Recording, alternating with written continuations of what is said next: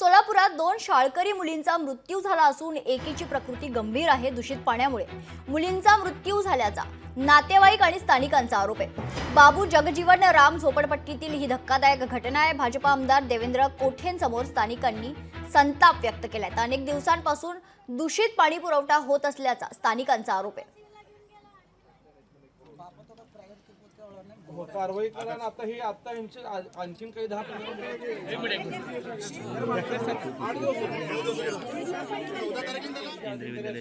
कारवाई पण 100% होईल। त्यातनं हे गेलेलं जीव येणार नाही, पुरुषांचं जीव वाचण्यासाठी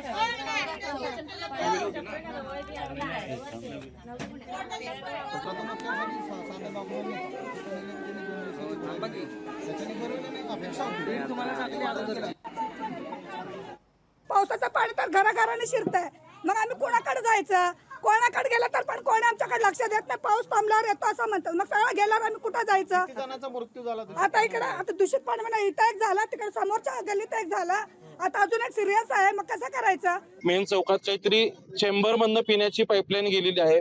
त्या चेंबर मध्ये ज्यावेळेस गाळ असतो त्यावेळेस यांना घाण पाणी येतं आणि ते चेंबर साफ केल्यानंतर इतर काळी त्यांना पाणी स्वच्छ येतं आणि आता मागच्या 8-10 दिवसात घाण पाणी आलेलं आहे आणि ते पाणी पिल्यामुळं झालं आहे असं त्या कुटुंबाचं मत आहे। परंतु आता जी मुलीला इकडं तिचं शव आणलेलं आहे, तिचं पोस्टमॉर्टम झालेलं नाहीये। त्यामुळे आम्ही त्या कुटुंबाला विनंती केली की जर त्याचं पोस्टमॉर्टम झालं तर योग्य निदान आपल्याला कारण समजेल आणि त्या अनुषंगाने आपण इतरांचे प्राण वाचवण्यासाठी आपल्याला ती मदत होईल।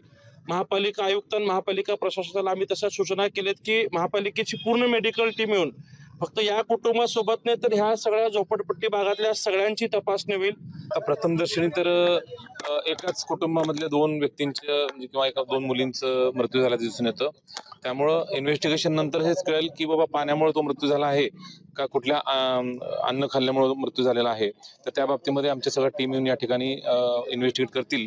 तत्पूर्वी आम्ही आमच्या डिपार्टमेंट सर्व आरोग्य डिपार्टमेंट असेल, पाणी पुरवठा डिपार्टमेंट असेल आणि ड्रेनेज डिपार्टमेंट असेल, या सर्वांना या ठिकाणी येऊन पाहणी करून जर चेंबरमधून हे कॉन्टॅमिनेशन होत असेल तर ते तत्काळ दूर करण्यासाठी तशा सूचना दिलेल्या आहेत। पाईपलाईन दुरुस्ती झाली नाही आहे, त्या ठिकाणी चेंबर्स दुरुस्ती झाले नाहीत, नागरिकांकडून पैसे घेतले जात आहेत। या गोष्टीचा मी निषेध करते। मला कोणत्याही प्रकारचं राजकारण करायचं नाही आहे, पण ही परिस्थिती आहे। अजून एक मुलगी सिव्हिलमध्ये त्या ठिकाणी मरण पावली आहे, अजून एक मुलगी त्या ठिकाणी सिरियस आहे।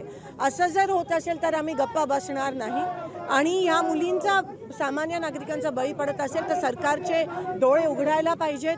त्यांना नुकसान भरपाई तर मिळालीच पाहिजे, पण गेलेल्या मुलीचा जो उणीव आहे ती कोण भरून काढणार? आणि ताबडतोब या ठिकाणी लक्ष काढून सगळं पूर्ण सोलापूरचा पाणी पुरवठा साफ झाला पाहिजे।